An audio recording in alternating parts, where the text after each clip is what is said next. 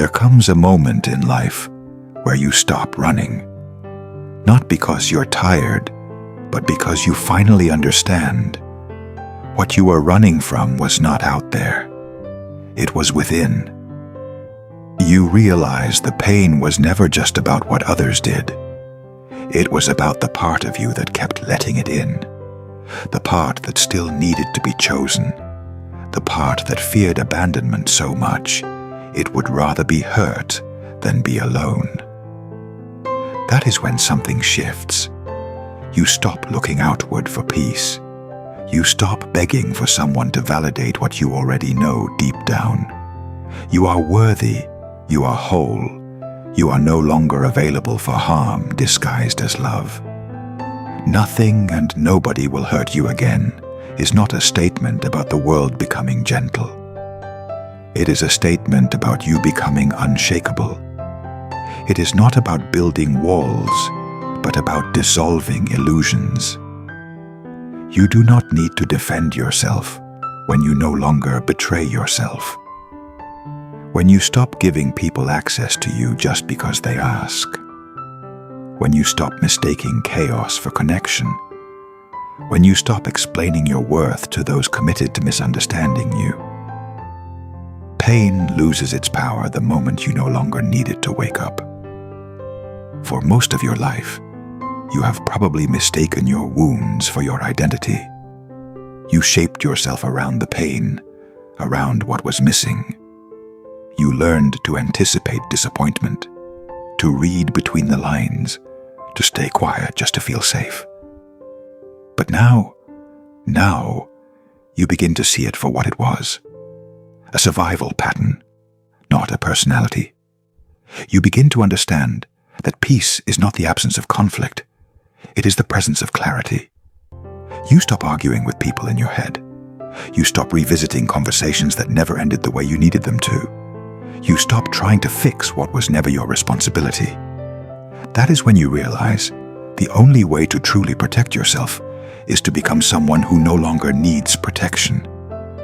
Because the deepest hurts were never about the situation. They were about what they triggered in you. Abandonment, rejection, insecurity, shame. When those wounds are active, even kindness can feel suspicious. Even silence can feel loud. Even love can feel threatening. But once those wounds begin to close, you stop reacting from the past. You meet the present as it is, not through the lens of what once broke you. This is not numbness. It is not detachment. It is presence. It is the quiet, grounded realization that your worth does not shift depending on who is standing in front of you. It is the power of choosing who gets to stay, not out of fear, but from knowing who you are. You no longer move from the need to be loved. You move from love itself. And in that place, nothing and nobody can hurt you again. Not because the world has changed, but because you have. There is a reason some wounds never seem to heal. It is not because time has failed you. It is because you keep revisiting the pain, not to understand it, but to justify why you are still hurting. The truth is, most of us are not afraid of the wound itself. We are afraid of who we would be without it. The pain becomes familiar, a part of our identity, a story we tell ourselves to explain why we act the way we do, why we settle, why we fear intimacy, why we never truly let anyone in. But pain is not proof that something meaningful happened. Pain is only the residue of an experience that you have not yet made peace with. You cannot grow if you are still negotiating with your past. You cannot move forward if part of you is still stuck in the room where it all went wrong. So the question becomes, how do you stop reopening the same wound? You begin by taking responsibility for your inner world. Not blame, not shame, responsibility. You begin to notice when you're projecting the past onto the present, when you're responding to a new situation with an old emotion. When you are defending yourself against threats that are no longer there, you start to catch the moment before you abandon yourself. The moment you silence your needs to keep someone else comfortable. The moment you over-explain, over-give, overstay. You pause, you breathe. You ask yourself, what am I afraid will happen if I honor myself right now? Most of our hurt does not come from what others do. It comes from the moments we go against our own inner knowing. Every time you say yes when you mean no. Every time you tolerate disrespect because you fear confrontation. Every time you ignore the subtle warning signs because you want so badly for someone to be who they are not. That is the real wound.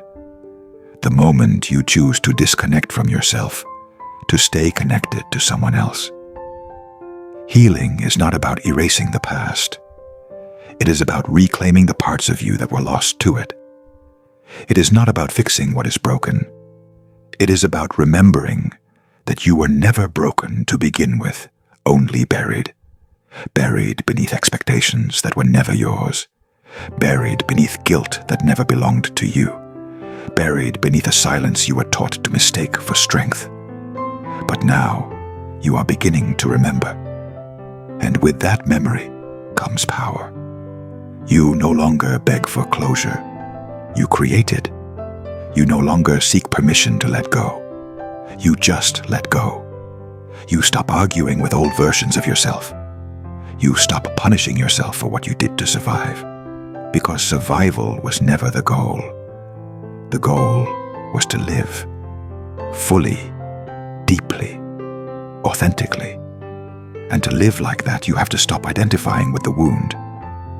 You are not what happened to you. You are who you chose to become in spite of it. You are not the silence that followed the betrayal. You are the voice that rises now and says, never again. Not from anger, not from bitterness, but from clarity. That clarity becomes your shield.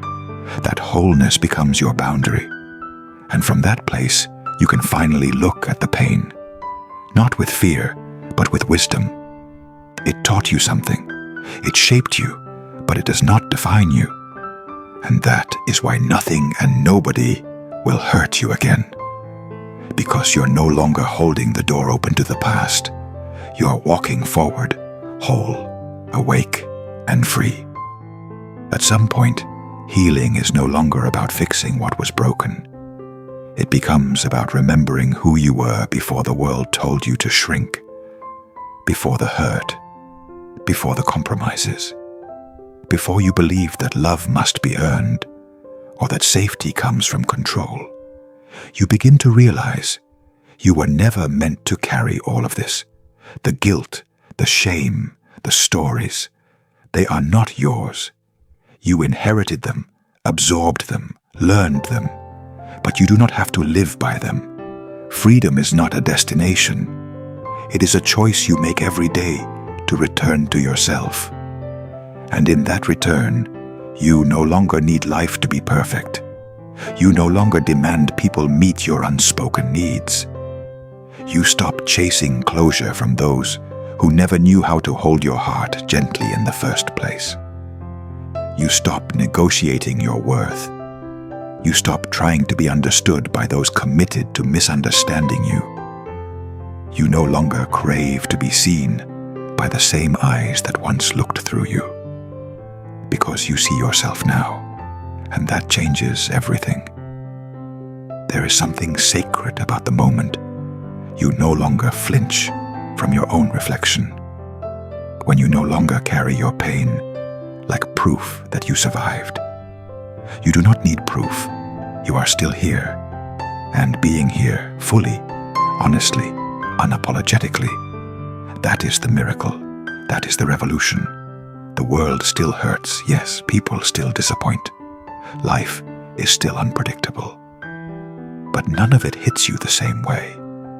Because you are no longer available to chaos. You are no longer addicted to intensity masquerading as intimacy. You no longer confuse the familiar ache of dysfunction with the presence of love. You choose peace, even when it is quiet. You choose yourself, even when it feels lonely. You choose boundaries, even when they are misunderstood. And that is how nothing and nobody can hurt you again. Not because you are hardened, but because you are soft in the right places. Because your softness is now protected by truth, by discernment, by radical self-respect. You have become someone who no longer runs from discomfort, but also someone who does not invite unnecessary suffering into their life. This is not a fairy tale ending. This is the beginning of a new story. One where you are not waiting to be rescued. One where you are not performing for love. One where you are not carrying people who refuse to walk beside you. You are not bitter. You are not angry. You are simply awake. And in your awakening, you remember what it means to live from within. Not for validation, not for acceptance, but because you know, deeply, quietly, unshakably, that you are already whole. That wholeness cannot be taken, it cannot be broken, it cannot be threatened. And so the sentence becomes a truth you live by, not just something you hope for. Nothing and nobody will hurt you again.